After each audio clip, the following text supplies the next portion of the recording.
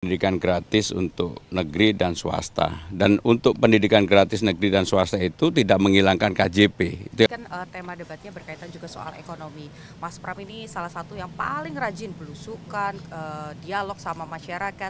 Kira-kira apa yang hasil dari belanja masalah itu yang nanti akan dilaksanakan sebagai program kerja Mas Pram? Ya, yang pertama terutama adalah APBD kita kan sangat bergantung pada hal yang sudah sangat konvensional, yaitu dari pajak, restribusi, kemudian dari dividen.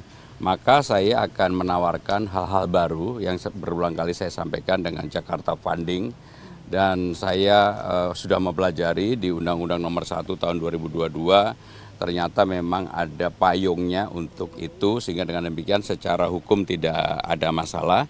Dan ini kan sudah menjadi sukses faktor di Indonesia Funding. Sehingga dengan demikian, dengan adanya Jakarta Funding merupakan terobosan baru bagi Jakarta yang selama ini hanya bergantung pada pajak, restribusi, dan dividen. Sekarang ada income atau revenue baru dari Jakarta Funding. Ada juga yang hari ini deklarasi untuk dukung Mas Pram, tapi minta jaminan soal harga sembako dan lain-lain ini bisa dipastikan aman.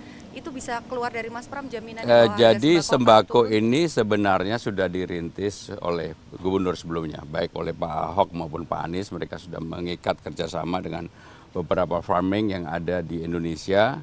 Yang menjadi persoalan di sembako ini adalah agar yang pertama stoknya cukup, yang kedua kontrak jangka panjang sudah dilakukan dan itu akan kami lanjutkan kalau saya jadi gubernur.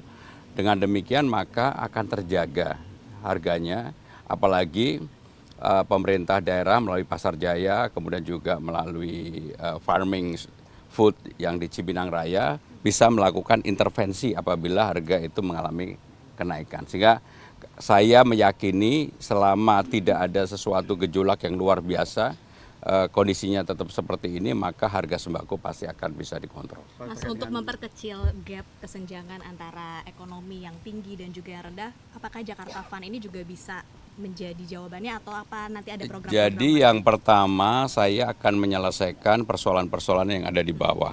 Kartu Jakarta Pintar, Jakarta Sehat, lansia, difabel, dan sebagainya. Itulah yang menjadi landasan dasar untuk memperkecil ketimpangan supaya orang mendapatkan kesempatan yang sama. Yang kedua yang tidak kalah penting adalah seperti yang saya sampaikan di Balai Rakyat kan ada Balai Latihan Kerja dan membuka lowongan pekerjaan seluas mungkin, termasuk PPSU yang selama ini menjadi SLTA, maka kita dorong betul-betul menjadi SD sehingga yang penting baca tulis, lulusan SD bisa baca tulis, bisa bekerja dan mereka kemudian kita adakan pelatihan. Dan yang namanya Balai Latihan Kerja itu bukan hanya sekedar melatih orang untuk belajar mengelas, yang bayangannya begitu, bukan, termasuk untuk menjadi konten kreator, menjadi apapun yang sesuai dengan perkembangan sekarang ini, termasuk ekonomi digital. Sehingga dengan demikian itu kita lakukan sertifikasi dan itu menjadi yang bisa bukan hanya bekerja di Indonesia, mempunyai kesempatan juga untuk bekerja di luar negeri. Tapi nanti visi misi kan juga menyertakan aspek pendidikan ya Pak, untuk pembangunan manusianya itu nanti akan dijabarkan dalam bentuk seperti apa? Jadi untuk pendidikan seperti yang sudah kami sampaikan, pendidikan gratis untuk negeri dan swasta. Dan untuk pendidikan gratis negeri dan swasta itu tidak menghilangkan KJP, itu yang paling penting. Dan juga KJMU, Kartu Jakarta Mahasiswa Unggul, yang sekarang ini yang menerima kurang lebih 15.000 orang, ini sebenarnya menjadi kunci bagaimana rantai kemiskinan atau kekurangan di masyarakat bawah ini bisa diperbaiki kalau kemudian anak-anaknya bisa sekolah sampai dengan perguruan tinggi dan kemudian kalau mereka mengikuti pelatihan yang diadakan di balai kelurahan dan kemudian juga mereka bisa bekerja lebih baik, saya yakin ini akan memotong dan meningkatkan masyarakat yang ada di bawah selama ini. Pak, di podcastnya bersama Putri Tanjung, Pak Pram bilang masih banyak tempat menyedihkan dekat-dekat istana Pak ya. Nah ini ya saya melihat sendiri di Tanah Tinggi, di Tambora, Tanah Abang, Cideng dan berbagai tempat yang betul-betul menyedihkan. Saya melihat sendiri ada satu rumah namanya Bu Suni yang kebetulan saya lihat sendiri, saya berdialog langsung dengan beliaunya. Di rumah itu ada 12 orang yang tinggal, tempat tidurnya hanya ada 2. Kemudian mereka bersih bergantian sehari 3 kali, pagi, sore, dan malam. Nah, persoalan-persoalan seperti itulah yang kemudian terus terang membuat saya bersemangat sekali untuk mudah-mudahan insya Allah saya terpilih, saya ingin menyelesaikan persoalan itu yang lebih utama. Bukan kemudian menyelesaikan yang tinggi-tinggi lah. Menurut saya itu lebih urgent, lebih utama dibandingkan dengan hal-hal lain. Debat yang sekarang ini, debat yang kedua, kira-kira seseru apa? Apa yang nanti akan disajikan Mas Pram dan juga diharapkan dari lawan-lawannya? Apakah akan saling serang supaya seru? Saya terus terang pengen diserang. Jadi saya kalau diserang dengan gembira hati karena ya urusan data dan sebagainya kalau ditanya mungkin karena 10 tahun saya mengerjakan ini jadi saya mungkin lebih siap untuk itu. Saya malah pengen diserang untuk itu, termasuk berbagai aspek yang mungkin di luar dugaan saya, yang mungkin juga saya nggak tahu, nggak apa-apa juga kan gitu.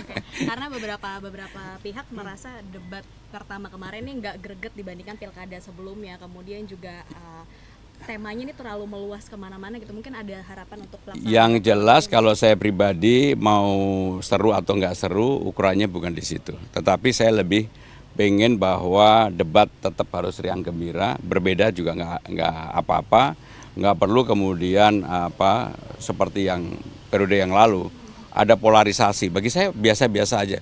Saya jujur ya, dalam debat ini saya tidak mempersiapkan terlalu berlebihan karena saya merasa bahwa lawan debat saya ini diri saya sendiri. Benar-benar diri saya sendiri. Karena lebih pede karena hasil survei juga mulai nyalip ya Mas ya? Ya apapun kalau survei itu saya hanya bilang alhamdulillah. Kan teman-teman banyak yang mengikuti saya mungkin di awal tanggal 28 Agustus ketika mendaftar nggak banyak orang tahu. Tapi kan saya memang biasa bekerja keras. Bahkan untuk berbagai hal saya memang bekerja keras dulu itu. Jadi akan unggul juga di debat seperti hasil surveinya? Bismillah.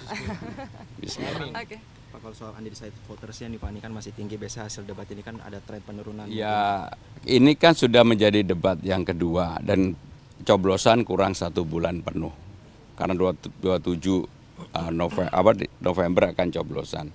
Sehingga dengan demikian waktunya betul-betul 1 bulan dan ini mulai mengerucut dan kalau dilihat dari hampir semua survei undecided voternya kan 14%.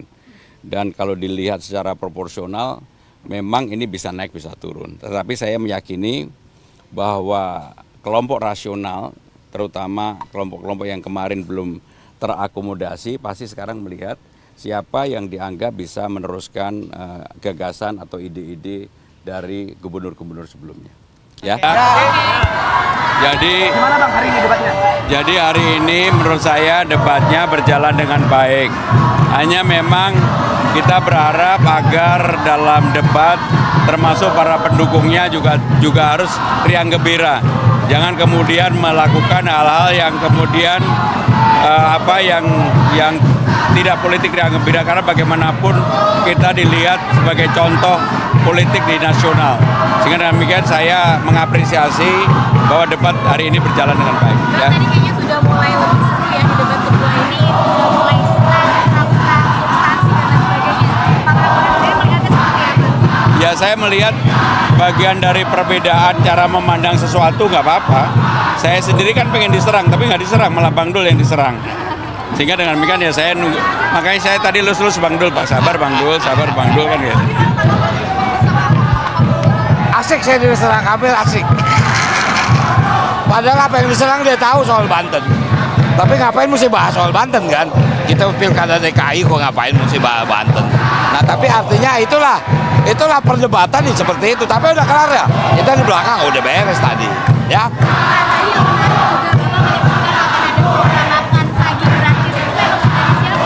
Jadi ini sebenarnya sudah disiapkan sejak lama dan kami memang sengaja sampaikan di dalam sebelum debat kali ini. Sebenarnya dari seminggu yang ini saya sudah menyampaikan dan kalau kemudian program ini diikuti yang lain saya alhamdulillah. Tapi saya sudah menyampaikan lebih dulu. Ya. Apakah ini untuk menarik hati suara sendiri? Enggak, ini kan gini, saya kebetulan dari latar belakang keluarga sederhana. Bagi saya makan pagi itu sebenarnya menjadi hal yang penting sekali bagi anak-anak ketika mereka mau berangkat sekolah. Dan Jakarta ini dananya ada. Jadi pasti bisa. Ya metodenya menggerakkan UMKM kalau di Jakarta pasti bisa dan sanggup lah. Jakarta kan gampang banget. Dan salah satu menunya harus nasi uduk.